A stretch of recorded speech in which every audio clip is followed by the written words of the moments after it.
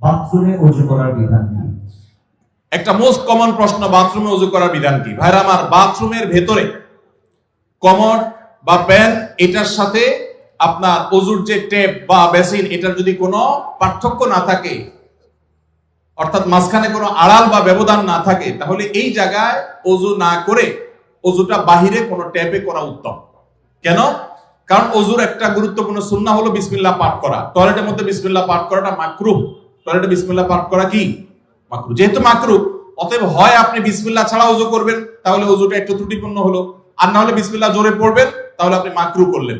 এজন্য বাথরুমের বাইরে বিসমিল্লাহ পড়ে ওযু করবেন। পাও ধোয়াটা বেসিনে ধোয়ার ব্যবস্থা নাই, ভেতরে যায় ধুলেন, বাস, তাহলে হয়ে গেল। আর যদি বাহিরে কোনো বেসিন না থাকে, কোনো টেপ না থাকে, তাহলে টয়লেটের ভিতরেই ওযু করতে পারবেন, কিন্তু বিসমিল্লাহটা মনে মনে বলবেন। আর যদি নিজের বাসা হয়, তাহলে সেক্ষেত্রে মাঝখানে পার্টিশন দিয়ে দিলেন কমোড এবং ওযুর, অথবা আজকাল প্লাস্টিকের পর্দা পাওয়া যায়, সেগুলো দিয়ে দিলেন, তাহলে ইনশাআল্লাহ আপনার সেখানে বিসমিল্লাহ বলতে কোনো অসুবিধা নাই। টয়লেটের ভিতরে দিকেও ওযু করে, ওযু হয়ে যাবে, নামাজও হয়ে যাবে, কিন্তু উত্তম হলো বাহিরে পড়া। জি। বেনামাজি মানুষ মৃত ব্যক্তিকে গোসল করাতে পারবে কিনা?